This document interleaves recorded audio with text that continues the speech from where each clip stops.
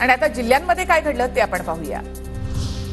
वायनाडमध्ये एका रात्रीमध्ये झालेल्या मृत्यू तांडवानंतर चुरमला ते मुंदकाई पर्यंत मद्रास सॅपर्स या लष्कराच्या तुकडीकडून 16 तासांमध्ये ब्रिज निर्मिती। अहमदनगरच्या मेजर सीता शेळकेंचा ब्रिज निर्मितीमध्ये सिंहाचा वाटा।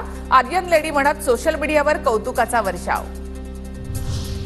नाशिक मुंबई महामार्गाची अवस्था खराब, महिनाभरामध्ये महामार्गावरील चित्र बदललेलं दिसेल। सरकारकडून गंभीर दखल, गिरीश महाजन यांची माहिती। महामार्गावरील खड्ड्यांसह टोल विरोधामध्ये काँग्रेस आक्रमक। पुणे, कोल्हापूर, सातारा, कराडमधील टोल नाक्यावर काँग्रेसकडून आंदोलन सुरू। साताराला 1 ते 5 ऑगस्टच्या दरम्यान रेड अलर्ट। जिल्ह्यातील धबधबे, पर्यटन स्थळांवर 5 ऑगस्टपर्यंत प्रवेश बंदी।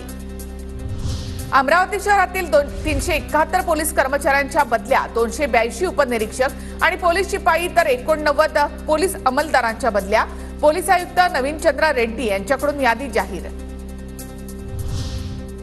रत्नागिरी जिल्ह्यामध्ये मुसळधार पावसाचा एसटी विभागाला फटका। एसटी महामंडळाचं 80,40,000 रुपयांचे नुकसान। पावसामुळे 2.5 लाख फेऱ्या रद्द करण्याची वेळ। बीडच्या माजलगाव तालुक्यामध्ये कापसाच्या पिकावर येलो मोझॅकचा प्रादुर्भाव। कोथाळा, साळेगाव, डाके, पिंपरीमधील गावांना सर्वाधिक प्रादुर्भाव। नाशिकच्या त्र्यंबकेश्वर मंदिरामध्ये व्हीआयपी दर्शन बंद। श्रावण महिन्यामध्ये त्र्यंबकेश्वर मंदिरामध्ये भाविकांची होणारी गर्दी लक्षात घेता निर्णय। पहाटे 5 ते रात्री 9 वाजेपर्यंत मंदिर दर्शनासाठी खुलं राहणार।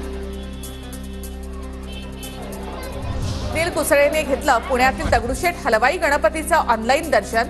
पुण्यामध्ये आल्यानंतर सर्वात आधी मंदिरामध्ये जाणार अशी प्रतिक्रिया।